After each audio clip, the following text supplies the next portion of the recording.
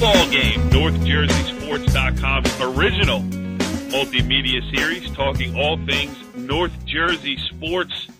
I am Corey Doviak, and I got a good story for you as we are joined by, and I'll give you why he's joining us here, but many people know him as the 2014 graduate of Ramapo High School. He is Matt Grassi. What's going on, Matt? How's it going? I'm good. Yeah, how about this? Back, you thought you got out of here, but you're back on NorthJerseySports.com. Right? Yeah.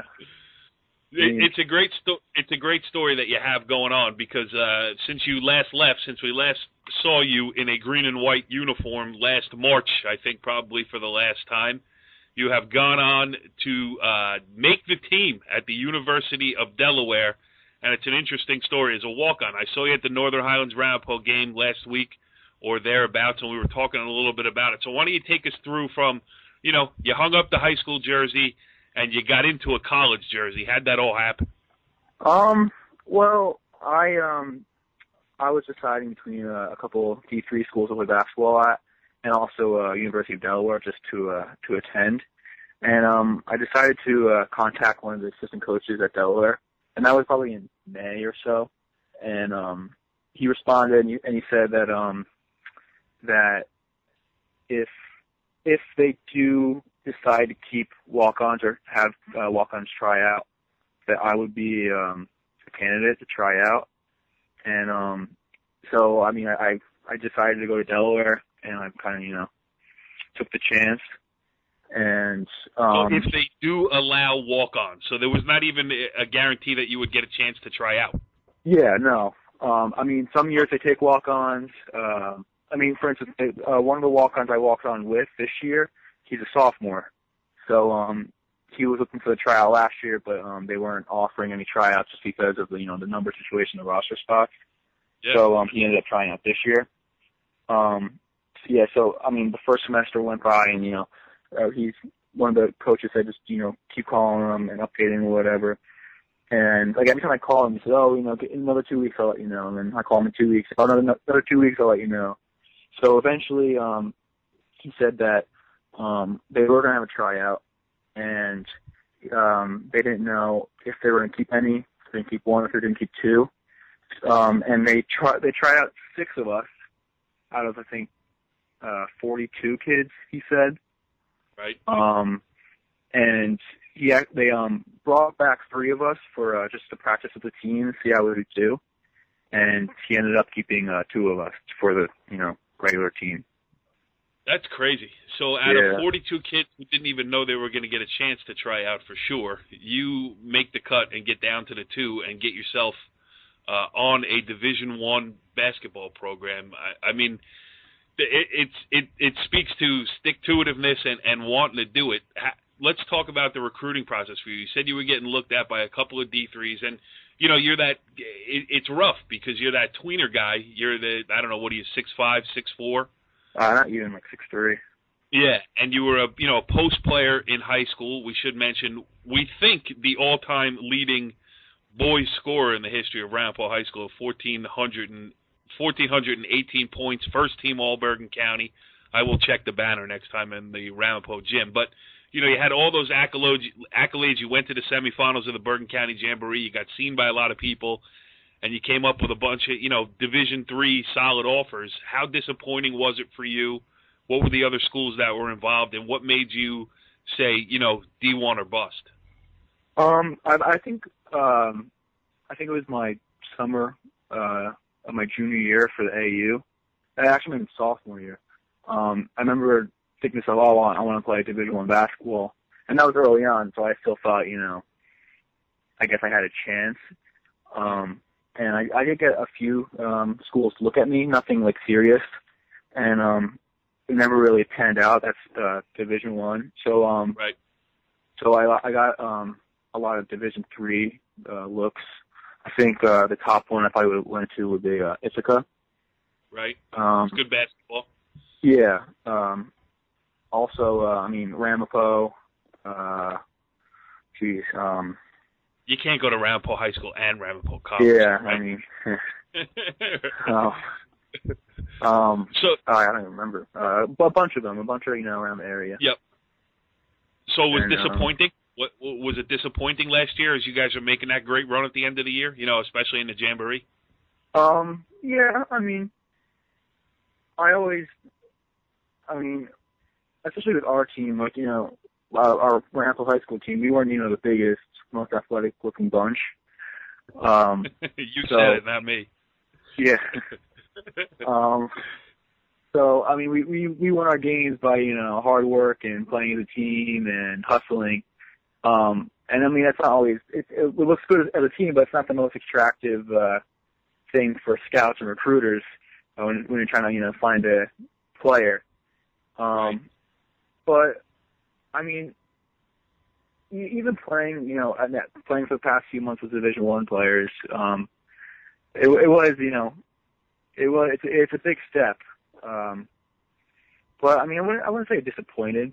I mean, all I asked for was for a chance, and I mean, Delaware gave it to me, and I capitalized. So I wouldn't really say disappointed because I did get that chance. Yeah, I was talking to somebody. I was telling somebody that we both know. I won't mention any names here, but I was saying, we were going to have you on the show. I was excited about it because it's such a good story. And he said, a guy who knows you well into your youth, who said that it wasn't till about midway through your high school career where the light went on. He always saw the talent, but it needed the work ethic to go with it. Was there a moment? I mean, you mentioned somewhere around your sophomore year that you wanted to play Division I, but was there a moment where you're like, I better get serious about this, or this ain't gonna happen? Yeah. I mean, going into my junior year summer, so I guess sophomore, junior year summer, I started playing really competitive AAU basketball. Right. I played on a Adidas sponsored team. From New York, and we travel around all these places. We played against, kids playing, on ESPN every night right now. Right. And that's when I got really serious. I traveled the country in the summer, and then the next year I did the same. I actually did it with, a bunch of kids from the area. Like who? Troy McLaughlin. Right. Jack Ely. Those 2 years, these kids were on my team, but Paul Jorgensen I played with before, Tom Sweeney. Jack Boers from the Highlands. Yeah, so a lot of kids from the area. That's when, we got really competitive in the summer. But also the Sandbergs came to Ramapo. Yep. So that picked it up another notch, if anyone knows who the Sandbergs are. Are you saying that the Sandbergs, as a father and son tandem, are intense? I am saying that. All right, so now you go down to Delaware, you take the shot, you make the team. How was there a time where you're like, I gotta pinch myself here? I'm playing, every day in practice with Division I players, or did you feel like, hey, I can compete with you guys? And I know it's a long process. I want to ask you more about it, but how did you feel originally when you got in there, made the team, and what was that first day of practice like? The first, I guess there was kind of two first day of practices. There was one where I was still trying out, but I'm gonna start playing with the real players. And then once I made it, there was the real practice. I'm actually on the team. But I was nervous for the tryout, and then I was also nervous for the for the practice, the tryout practice or whatever. Right. But, you have to get used to it. It's a completely different, level. You have to be going 100 miles per hour, even, keep up with the players. And I think that was when I was like, oh, wow, this is going to be, tough. Right. But, now, I'm used to it now. It's gotten, it's almost like, wow, I can't believe I played slower in high school, or I played a different way in high school, because if I could play like this now, I don't know what I could have done in high school. But that's called maturity, my friend. Yeah. So, go ahead, continue. I'm sorry. Yeah,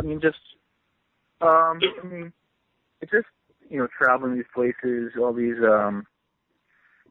perks of being on a Division I team, the games itself. It just, it's pretty surreal just being a part of something big like that.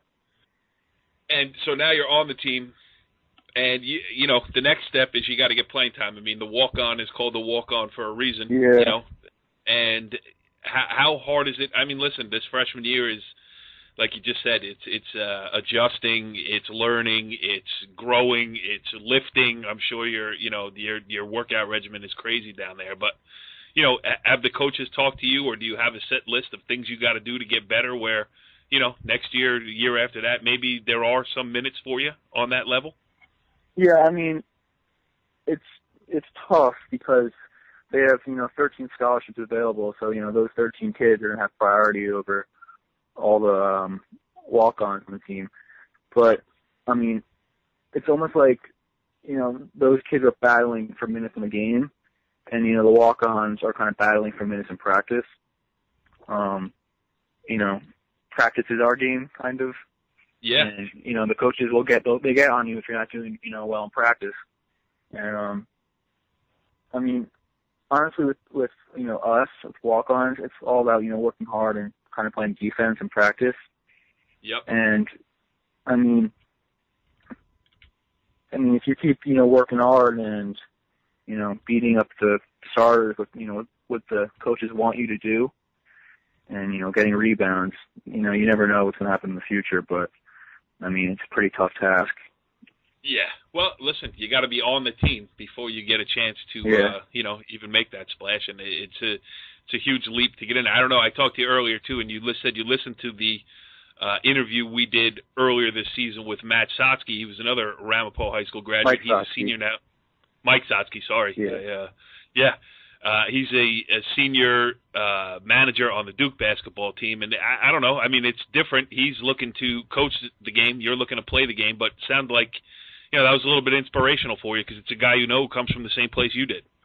Yeah, I mean, he I think I told you when I saw you, he was a senior when I was a freshman at Ramapo on varsity, and I told you that he wasn't really a manager. He was a coach on our team.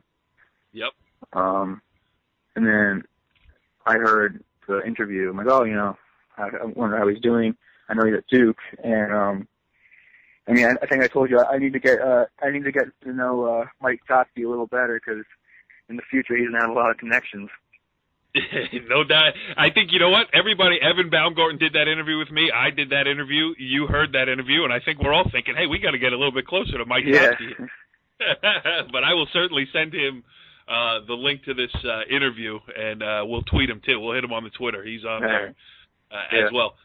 So, I also noticed when I saw you had the snappy University of Delaware warm-up there going on.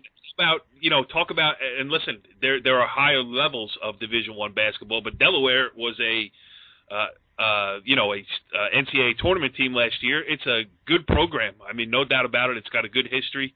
So how about, that aspect of it, being a Division I athlete? Has that sunk in? Yeah, I mean, I actually always tell my mom, I'm like, I'm always shocked and all the stuff we get and just the routine of a Division I athlete, a Division I program. I always tell my mom, this is us at Delaware, me at Delaware, and I can't even imagine what, Duke and Kentucky and North Carolina do. I mean, just a whole nother level. I mean, I remember, I think it was actually my first practice, I was officially on the team, and I think the operations guy was just, go in the locker room, all your stuff is in the locker room. And we go to the locker room, and the locker set up with your name and all the practice stuff, just tags on it and everything. Shoes in the locker. So I mean, it's just. I mean, I remember in AU, it was, we got a pair of shoes or whatever. We're sponsored by Adidas, and at this level, it's a whole whole different level of it's really hard to describe, but it's just a different culture. Yes, I get the feeling that is too. And all right, so the Blue Hens have struggled a little bit out of the gate here during the season. Big win tonight against Towson. Yeah. Give us a little update on Blue Hen basketball. Well, we were actually really young. I guess we have two upperclassmen. One's a senior, and the other one's a junior. And actually, for our first 7 games, both of those upperclassmen were hurt. So, plus we played Stanford and Villanova. So thank you. And we went to California. So it was a tough start. But now we're starting to hit our groove. We're 2-3 in conference play, which is the middle of the pack. And we're actually on a 2-game win streak. So we have a game Saturday against Drexel, which is a big rivalry game for Delaware. Yes, the Philly-Delaware rivalry, sure. Yeah. I mean, we have the right pieces going forward. Just depends on if we put it together, but we definitely have a chance of competing in the league, even after our rough start. Yeah, and I think that's, for the mid-majors, as they used to be called. I don't know if they're still called that, but that's what the early season's about. It's about going to, test yourself, traveling all over the country before league play starts, because, the CAA is probably a one-bid league. It is usually every year. And, now you guys all get together and fight for that one bid. Yeah, I mean, our coach is saying that, even though we didn't do really well in, out-of-conference play, we have a whole other season because of, the CAA, it is a mid-major, so it's not like an ACC where, we have to have a good out-of-conference so we can get a bid to the tournament. I mean, we know that we got to win the league and win the tournament to get into the NCAA tournament, so this is a whole other season. Yeah. Well, it's interesting stuff there. And listen, as this journey continues for you, no matter what happens, if you're on the floor, if you're not on the floor, if you make the NCAA tournament, if you don't make the NCAA tournament, let's make this a yearly thing. Let's check in with Matt Grassi down at the University of Delaware and just see how your Division I experience is going. I mean, I think it's a great story. I think it showed, for lack of, showed a lot of guts on your part to say, hey, I'm going to do this and put your mind to it and make a Division I basketball team. It's an inspiring story for a million other kids who are running around up here in Bergen County looking to get hook on at the next level somewhere. Yeah, thank you. So, Matt Grassi, Ramapo grad, I can't believe it, man. We did 400 photo shoots together. Now you're off playing Division I college basketball, and I certainly wish you the best of luck. Yeah, thank you. Follow the leader.